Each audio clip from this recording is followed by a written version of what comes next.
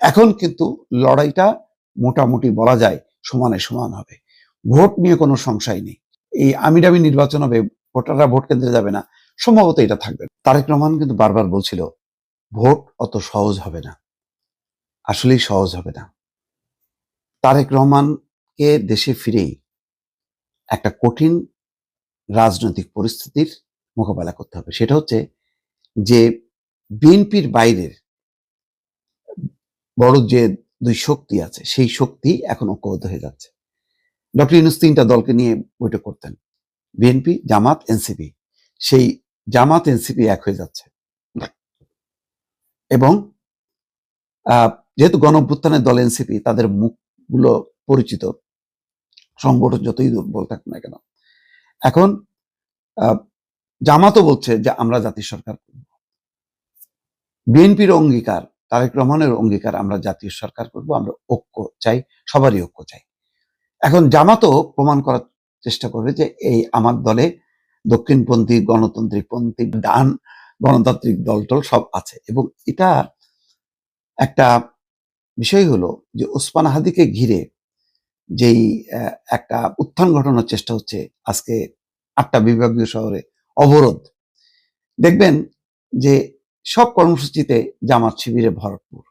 কালকে শাহবাগে দেখলাম ওই যে পানির বোতল বিতরণ, খেজুর বিতরণ, তারপরে মেয়েরা হিজাব পরা মেয়েরা, আবার তার সামনে অশালীন ভাষায় স্লোগানও দিচ্ছে। আমি এই রাজনীতিটা বললাম না, যাই এই আলোচনা বাদ দিই। তো এই মানে জমায়েতের যাদের অংশগ্রহণকারী দেখে বোঝা যায় এরা অতীতে কেউই ইনকলাব মঞ্চের হয়তো নামও শোনেনি, ইনকলাব মঞ্চের কোনো আদর্শের অনুসারী না, কিন্তু এখন ইনকলাব মঞ্চের পতাকা তলে হাজির হয়েছে একটাই, যে ওই যে সামনে নির্বাচন, নানা ইস্যুতে তো তারা শক্তি বৃদ্ধি করার চেষ্টা করছে। এখন সেই শক্তিটাকে, রাজনীতির মাঠটাকে তারা নিয়ন্ত্রণে রাখতে চায়, নিয়ন্ত্রণে রেখে তারা বিএনপিকে মোকাবেলা করতে চায়। তো তারেক রহমানের জন্য এটা একটা কঠিন অগ্নি পরীক্ষা। আমি বলবো যে আস্তে আস্তে বুঝতে পারবেন, মানে তারেক রহমান আসার সাথে সাথে এই যে মেরুকরণটা হয়ে যাচ্ছে, নির্বাচনী মেরুকরণ, এটা শুধু নির্বাচনী মেরুকরণ না, এটা রাজনীতির মেরুকরণ। বিএনপি কিন্তু এখনো কার্যকরভাবে তার যে গণতান্ত্রিক বলয় সেটাকে শক্তিশালী করতে পারেনি।